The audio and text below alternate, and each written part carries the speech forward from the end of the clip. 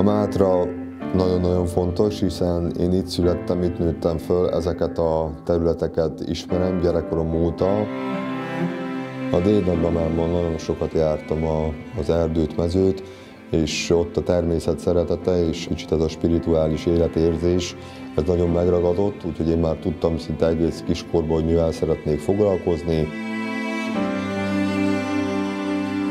Természetesen nagyon-nagyon fontosnak tartjuk, hogy milyen dűlőbe, milyen mikroklímára, milyen fajtát telepítünk, illetve majd abból milyen stílusú bort fogunk majd készíteni. A család minden tagja kiveszi a munkából a lehető legnagyobb részt, lehető legnagyobb szeretet, és azt gondolom, hogy egy nagyon komoly családi birtok így is válhat ikonikussá.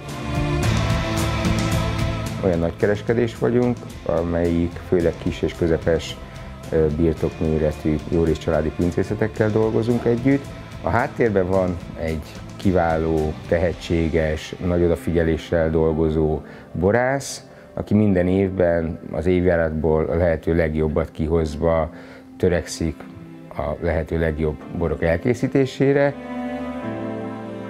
Mögöttem van egy kertészeti egyetem múlt, egy Amerika, egy franciaországi tanulmányút, ahol nagyon-nagyon sok mindent tanultam.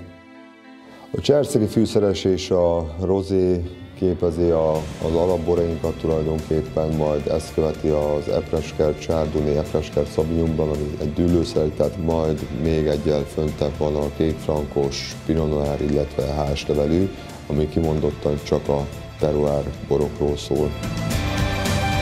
Először a Pinot Noirjába, tehát egy vörös fajtába szerettem bele. Ezután természetesen, hogy megismertem az Epreskert dűlőből származó többi borát, örök szerelem köttetett, a Benedek Peti borai és köztem.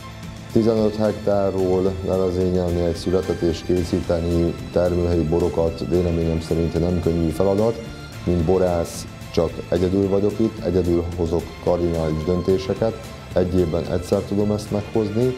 Jó megérzéseken alapuló középút és a szeretetteljes borászkodás és szülészkedés, azt gondolom, hogy csak ez vezethet egy olyan útra, amit nagyon-nagyon sokan keresünk. Olyan borászatokkal dolgozunk, akikkel hasonlóak az elképzeléseink. Nekem az a jó bor, amiben benne vannak az életízei, és a Benedek borok ilyenek.